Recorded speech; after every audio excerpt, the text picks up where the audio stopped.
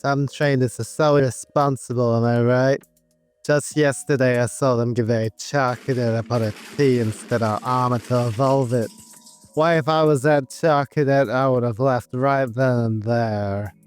Item evolutions are always fun. Well, I'll be honest, trade evolutions kinda stink and feel outdated at this point in time, but they're ingrained in Pokemon's DNA at this point. I'll take my Legends Arceus version of feeding my Haunter a full cable to watch it evolve, thank you very much. But I thought it'd be fun to do a what if some Pokemon swap their evolution items and what would come from it. That start part was kind of heralding who we were going to do it first. And that's Charcadet and Sinistea swapping the Auspicious Armor and their Teapot. Either one, I'm not really fussy, this ain't no Antiques Roadshow. So let's go, and don't forget to comment what 2 Pokemon should swap either items to when I do another video. This one was what sparked the idea for the whole video. Just the idea of Charcadet trying to squeeze itself into a pot of tea was kind of funny. But also the idea of the porcelain skins from League of Legends kind of made the basis of this whole video. Scarlet and Armarouge are kind of fan favorite Pokemon now for their Mega Man kind of designs, and their designs just kind of slap in general. And they set a precedent for what other Evos of the same line would probably look like. I based the main head off the 2 of them. This does unfortunately mean the shiny is gonna stink, but it's funnier I make it that way. I decided to go ham with the rest of the body, gaining this T-set inspired porcelain armor. But the biggest decision was for weaponry. Big armor, cannon, and sword were taken, so I thought what would be the funniest. And I settled on, as you can see, some huge teapot boxing gloves. Can't you just imagine the sheer damage and sound those things would make? And hey, when they crack, it's even worse. Out of all the Charcadet Evos, this one would make the most sense having weak armor. But now I kind of fear the idea of this thing taking heavy damage and just losing all of its porcelain armor, and just being a scrunkly little nakey fellow. Purslane, the fire pot Pokemon, a fire and fighting type. Charcadet evolves into Purslane if you use either the cracked or chipped pod on it. Purslane have a calm demeanor and will loyally serve their trainer. They, however, can turn into a furious fighter in an instant, throwing powerful punches with no remorse. They have a curious love of black tea, probably due to their method of evolution. Purslane have the abilities Flash Fire and weak armor. And what's one freshly evolved Pokemon without another getting the armor that was left over? I like the idea of them swapping items and Sinistea honestly getting a tad bit of a raw deal here. It ain't no pot to just chill out in, instead it's an oddly shaped armor. I didn't want to make it just sort of form into this warrior poltergeist around the armor, as I already have a design in the works for that. And also it apes a bit too much off Purslane's idea. Instead, I made it a bit of a genie-like thing. The 2 shoulder cannons of Armarouge now work almost like the lamp part. This is where Porygon would sort of lift itself up off the ground and float around holding it like his pants have fallen down. But the auspicious armor now fits, I guess, rather snugly onto Porygon. Yeah, I know the arms aren't going through the armholes. I thought it would make it feel a bit like it's an oddly fitting armor if he couldn't quite get his arms in there, even if Porygon is quite globular. Because it's stealing Armarouge's clothes, I thought it could take on some of the line signature flames. The cool sort of multicolored red with a hint of pink flames. They're just ready to be yeeted directly at probably the ones it inherited it from. Porygon, the armor pot Pokemon, a ghost and fire type. Sinistea evolves into Porygon when it's exposed to auspicious armor. The strange armor that a Sinistea pours itself into gains new life and evolves it. The armor gives them the power to conjure flames and gives them a naughty disposition. Porygon who are trusted work in tandem with Poltergeist to maintain the heat of the tea it pours at all hours of the day. Porygon have the abilities Weak Armor and Flash Fire. Up next is another sort of silly one, and that's Porygon 2 and Dusclops, solving their dubious Disc and Reaper's Cloth respectively. Let's start with Dusclops and the Bonzi Buddy software it's just been given. For a while, I've had the idea of a video where the dubious discs are given to Pokemon and they become all weird and warped. In fact, I had designed for a Knuckle Stack and Magneton Evo for the video, but They weren't great, and I kind of lost motivation for it because of that. But I thought it'd be kind of wild if the Dusclops became corrupted and transformed into this ominous floating spooky being. The legs of Dusclops now looking almost like blunt demon horns, and the mouth is upturned, which is also kind of cool that it lets it keep its skull vibes even when flipped. But also ghostly in the way the head ruffle now becomes a wispy ghost tail. This one has such big Nintendo boss energy. You know, the ones with the two large floating hands and the eye weak points? Yeah, those ones. My only regret now is that they didn't give it eyes on its hands, but yeah, this one kind of rocks.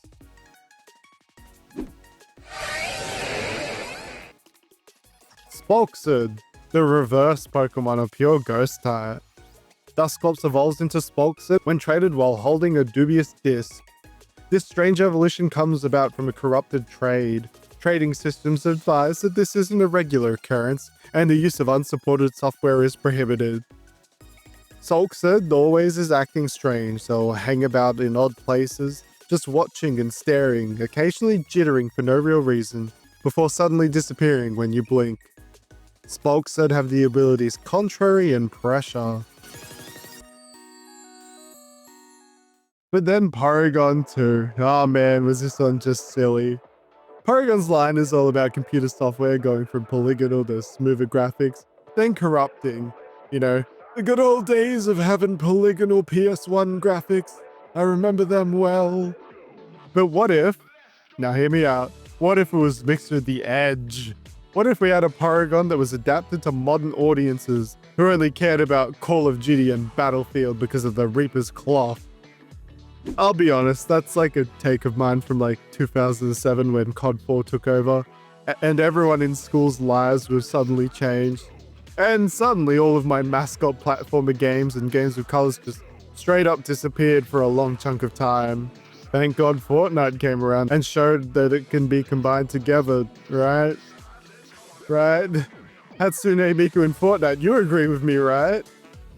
Anyway, this is a Porygon 2 that hasn't changed much in terms of shape design, apart from it gaining a sick new over-designed crest and beak and also its tail. I wanted to play up the whole, it's edgier now and the graphics are even better, so it has a bit more detailing and weaponry all over. As well as being a bit spikier, gotta show that edge somehow.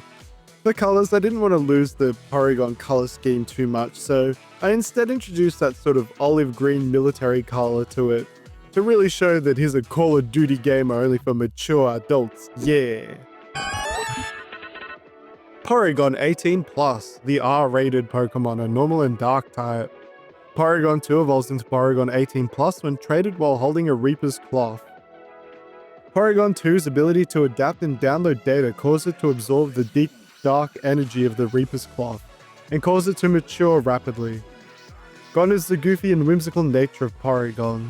It has specialized vents which it fires deadly laser beams from. Anything that gets close gets a swift jab from their dangerously sharp beak. Porygon 18+ have the abilities Download and Sheer Force. Hey, before we continue on, did you know I have YouTube memberships now? That's right, you get exclusive badges, all the way up to the Rainbow Psy-Pip badge, as well as emotes. But most of all, your name will show up in the thanks part of videos, or if you're a certain tier, I'll read out your comments in a video. So if you like what I do and want to support me, consider joining up. Love ya. Mwah. Finally, let's take a look towards two that I thought would be very fitting in Electabuzz and Magmar, as they both got that Gen 4 Trade Evo treatment, and both their items are very similar, being box things. I don't know, Electabuzz is like some kind of electrical port and Magmar's is what? Actually, you know what? I think I can glean what Magmar does with this thing, but I don't want to say that out loud. Just that whole. But you know what? You're just not gonna yuck your yum, Magmar. You do you, boo. Speaking of Magmar, let's evolve them first. I like the idea of Magmar when traded, getting a bit of that feeling of what Electivire has. Feeling very yokai inspired, kind of an Oni and Nue thing going on. So for Magmarai, their whole gimmick is that they now have an electric organ on their stomach, shaped like a Japanese drum, that when they slap it with their big foam finger looking hands, it causes thunder, and their fires to flare up. You know, I kind of like Magmortar. Its face is a little strange, but the concept of it is cool, and I like its flared arms being able to turn into cannons when needed. I don't quite get why Electabuzz didn't get something with its hands. It could kind of follow the trend of Magmortar and Rhyperior being able to just fire things out, but that's weird. Anyway, Magmar. Magmar, the Thunderclap Pokemon, are fire and electric type. Magmar evolves into Magmar when traded holding an Electorizer. Magmar love nothing more than a good beat. They'll drum along using their hands and stomach. This hits an organ within said stomach that generates electricity. When fully charged, Magmar's fires get intense, and they begin to smoke. These fires can both burn and paralyze any unfortunate enough to touch it. Magmar have the abilities Own Tempo and Flame Body. So we got Fire Electric, so how about Electric Fire? I thought I'd steal a bit of a Alolan Golem and Vikavolt here and make a Railgun-inspired Electabuzz Evo that's all about plasma. Sort of a burning electric rays, and it kind of works if you think of Elekid's ear parts, sort of just growing into a railgun instead of little antennae. The first draft I did of this I did not like at all. It reminded me way too much of just like base Electabuzz and felt very stiff, but it was a decent start, and what I wanted was there. I imagine when firing the spikes on either side of their railgun would start to spike out and jut out faster the closer it was to firing, even with an accompanying Godzilla-esque beam breath sound effect. In the second design, I went for a bit more of an Electivire style design, stockier and more capable of being able to take the recoil of a railgun firing from their head, especially with the two tails at the end that would probably extend to lock them into place for firing. I do reckon I could have probably went a little harder with the fire typing for this one, but I guess the fire typing is more implied from the beams it shoots and the glowing hot red spots all over its body. It's got context clues here, environmental storytelling. Electablitz, the railgun Pokemon, electric and fire type. Electabuzz evolves into Electablitz when traded holding a Magmarizer. Electablitz's long horns have tiny hairs that all attract and generate plasma energy. The pouches along the inside can be used to expel the plasma with such force it can destroy skyscrapers. They love to feed on Vikavolt and will blast them out of the air, frying them in the process. Electablitz then needs to recharge by feeding off Vikavolt's electricity. Electablitz have the abilities Motor Drive and Solar Power. And that's what I have for you today. Some Teapot Warriors, some Call of Duties, and some Electabuzzers who really like how that Magmarizer looks. Make sure to like the video and subscribe if you haven't, and drop a comment as well. I appreciate it all, and I appreciate you. Thanks so much for watching, and I'll see you next time.